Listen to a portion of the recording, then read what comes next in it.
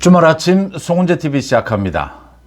이번 주는 헌법재판소의 윤석열 대통령 그 비상계엄에 대한 이 증인신문이 모두 끝이 났습니다.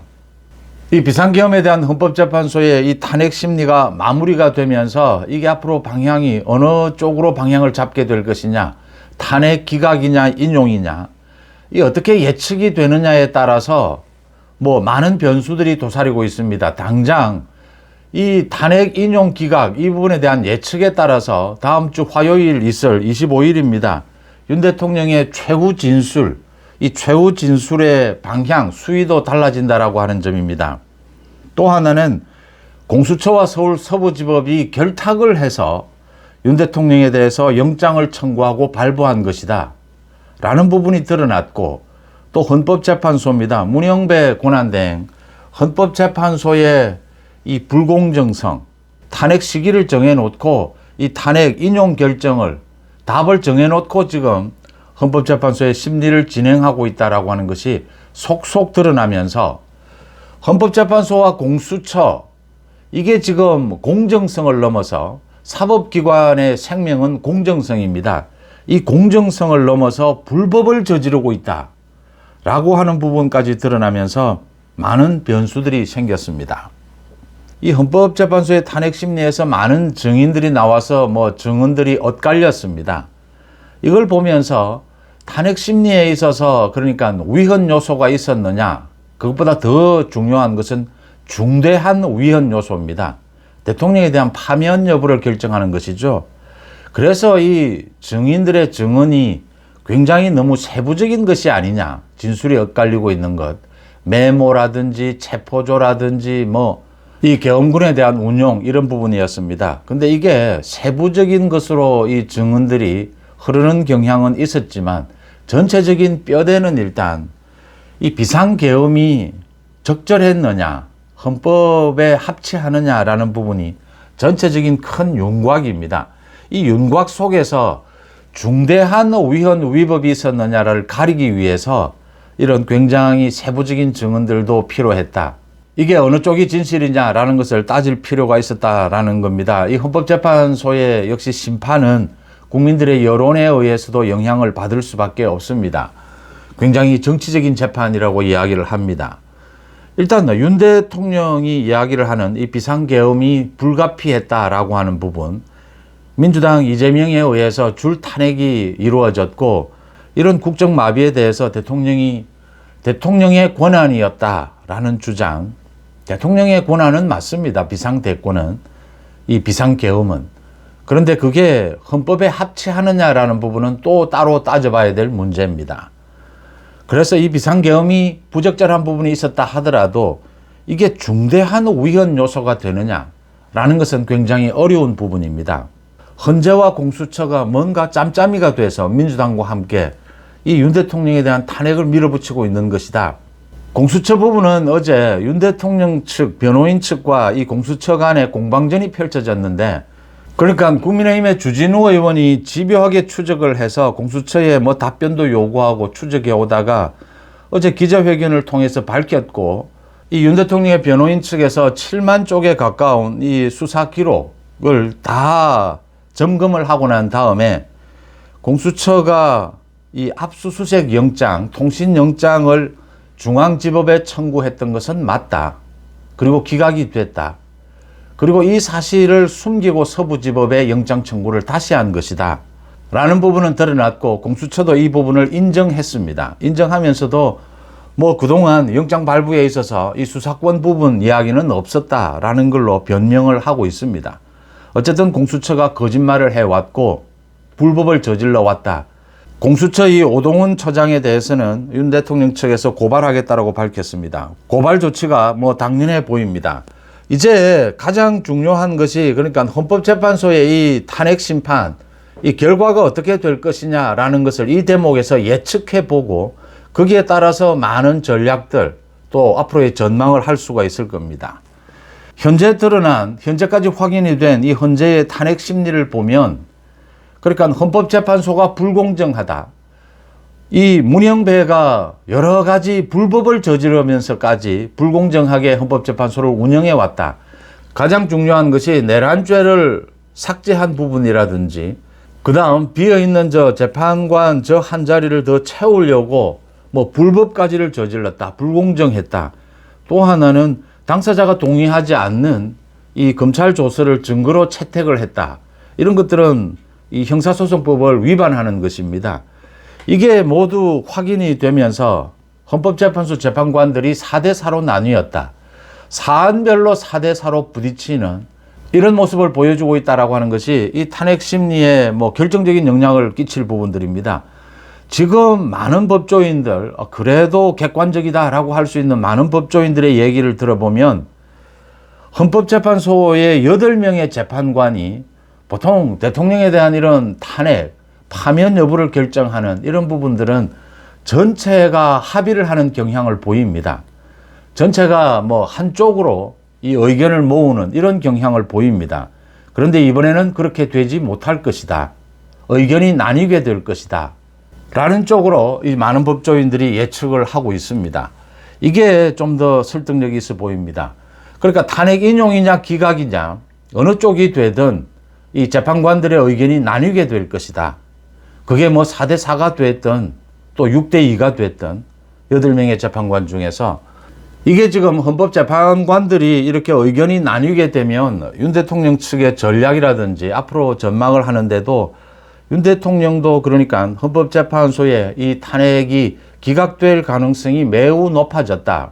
그러니까 비상계엄이 부적절하긴 했지만 이게 중대한 위헌이었느냐, 대통령을 파면시킬 정도의 중대했느냐 라는 부분을 평가하는 데 있어서는 지금 검찰 조서 그 계엄군들의 진술이 전부 엇갈리고 있고 조작된 것이다 라는 것도 드러나고 있는 만큼 윤 대통령이 다음 주에 있을 최후 진술이 가장 주목을 받습니다.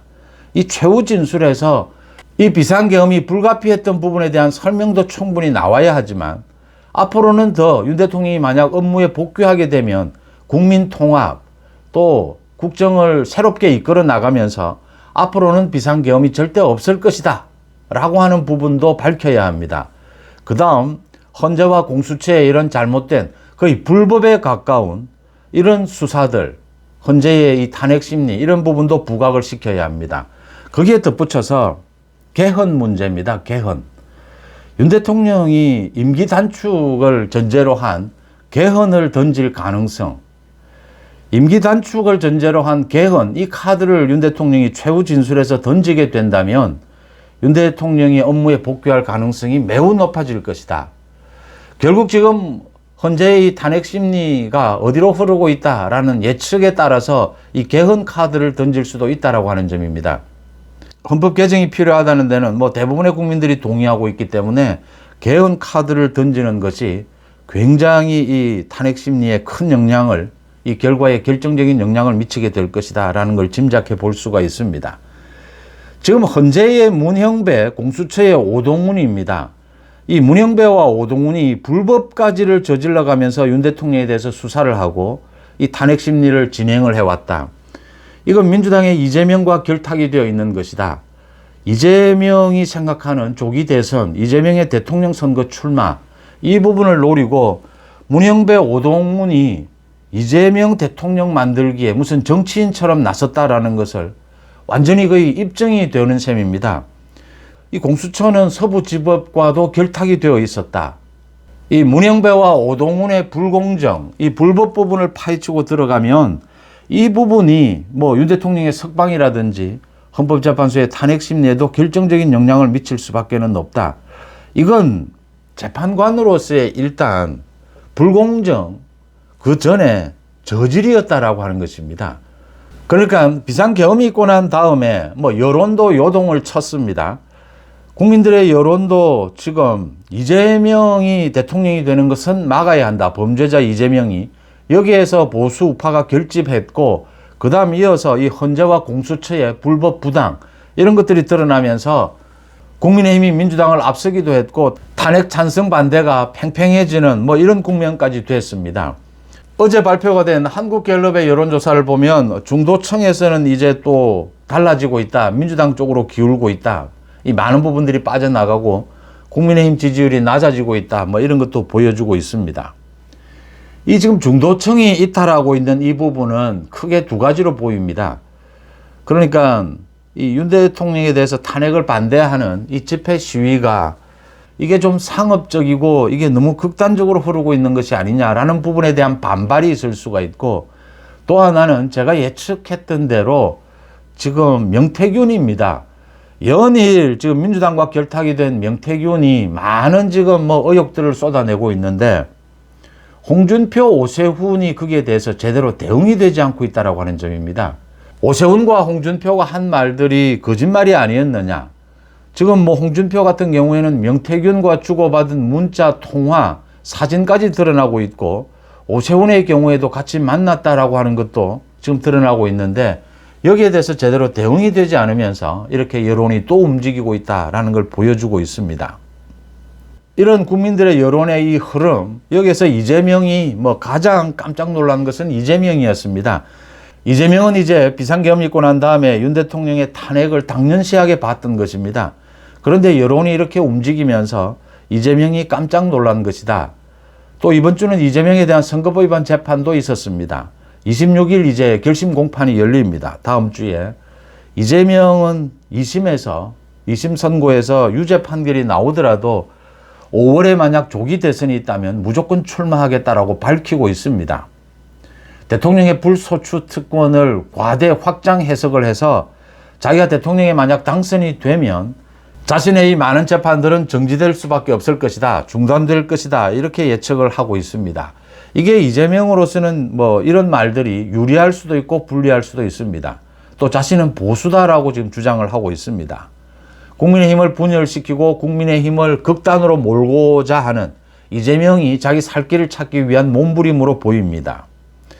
이 이재명이 자신이 대통령이 만약 되면 자기 재판들은 모두 중단된다라고 하는 이 불소추 특권, 이 주장은 대법원을 자극하는 것이기도 합니다. 대법원을 협박하는 것이기도 하지만 자극하는 것이기도 합니다. 선거법 위반 관련해서 이재명의 2심 선고가 나오게 되면 이 만약 조기 대선이 있다 하더라도 대법원에서 결단을 내릴 가능성이 높습니다. 다른 재판들, 기존 진행되던 재판들은 정지하지 않는다라고 하는 주장도 강합니다. 이게 지금 뭐 법에 규정이 되어 있는 부분이 아니기 때문에 헌법 84조입니다. 불소추 특권. 그래서 이 대법원까지 가 있는 이 선거법 위반 재판도 그러면 진행할 수가 없는 것이냐. 그러면 대법원은 이 최종 확정 판결을 서두를 수밖에 없다라는 점도 부각이 될 수밖에는 없습니다. 또 하나 이재명으로서는 가장 힘들어진 부분이 이 문영배와 오동훈의 이 저질스러운 행태, 불법적인 행태였습니다. 그러니까 비상계엄이 있고 난 다음에 이재명은 윤 대통령에 대한 탄핵, 여기에 가장 결정적으로 문영배와 오동훈이 역할을 해줄 것이다 라고 기대를 했고 믿고 있었던 겁니다. 만약 뭐 기존의 분위기대로 순리대로 문영배와 오동훈이 그래도 좀 더 객관적으로 좀 더 법리에 맞게 이렇게 헌법재판소를 운영하고 공수처가 굳이 이 수사에 개입하지 않고 윤 대통령에 대해서 구속수사를 이렇게 급박하게 밀어붙이지 않았다면 국민들의 여론도 이렇게까지 요동치지 않았을 것이고 문영배와 오동훈의 이 불공정, 이 불법, 이게 이렇게까지 부각되지는 않았을 겁니다.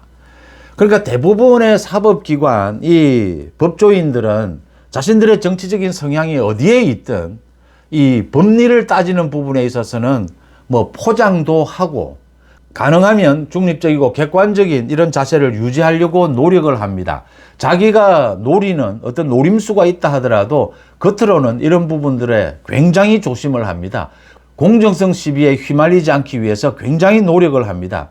그런데 문영배와 오동훈은 탄핵 심리와 수사에 있어서 굉장히 저질스러운 이런 행태를 보여주면서 이게 오히려 이재명에게는 부담이 되었다. 이재명에게는 큰 리스크로 작동이 되고 있다라고 하는 점입니다. 물론 윤 대통령 입장에서는 반대로 이 탄핵 심리에서 유리한 고지를 차지를 할 수가 있고 석방될 가능성도 높아졌다라고 하는 점을 짚어볼 수가 있습니다.